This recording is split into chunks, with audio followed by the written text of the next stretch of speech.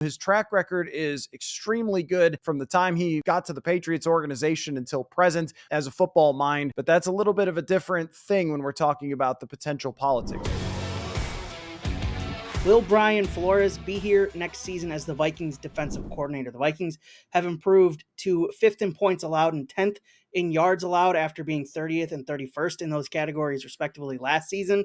You said on the podcast a couple times this week that you believe he will be, though there has been a lot of talk that because of the turnaround this Vikings defense has gone through this season, that the NFL might find a way to give him a head coaching job next season. So your thoughts?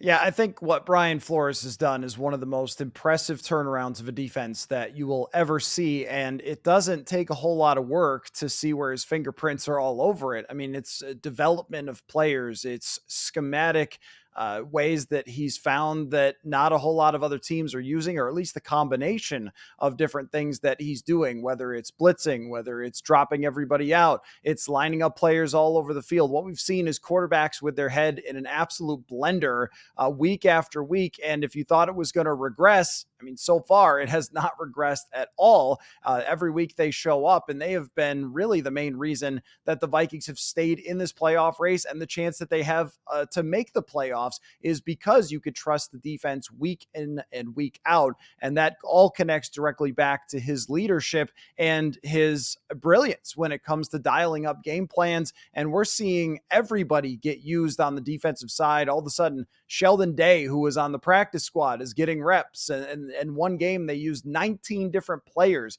just because that felt like to him, that was the best way to get them to win. And I think it's just been really impressive. Also from a development standpoint, an undrafted linebacker like Ivan Pace Jr. stepping up when Jordan Hicks goes down. And then, look at someone like Josh Metellus, who was a special teamer, and now he's a star on defense. Cam Bynum was a guy we were kind of like, I don't know, we'll see. And then he becomes a really excellent player, and that's across the defense. Harrison Smith is being used really well.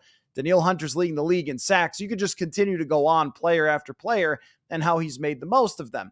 Does that mean he's getting a head coaching job, though? That feels like a little bit of a different discussion. You can't ignore that he's suing the NFL. I mean, because he's suing the NFL, he's going to get interviews. Does that mean that someone's going to hire him, though? Or will the owners look at it like they don't want to make someone who's suing the NFL as the front door to their franchise? And then also, when you go back to Miami, there are some people who questioned him as a head coach. Now, that's not as a defensive mind where he turned around their defense, but even Ryan Fitzpatrick recently questioned his handling of Tua in Miami, and we've seen that offense take off since Brian Flores left. So there are some questions in the air with him. Is he deserving of another chance? Absolutely is. And by the way, he won a lot of games in Miami as well. So his track record is extremely good from the time he got to the Patriots organization until present as a football mind, but that's a little bit of a different thing when we're talking about the potential politics. So I think there are ways that the Vikings could try to reward what he's done, maybe an addition of a title, maybe assistant coach, or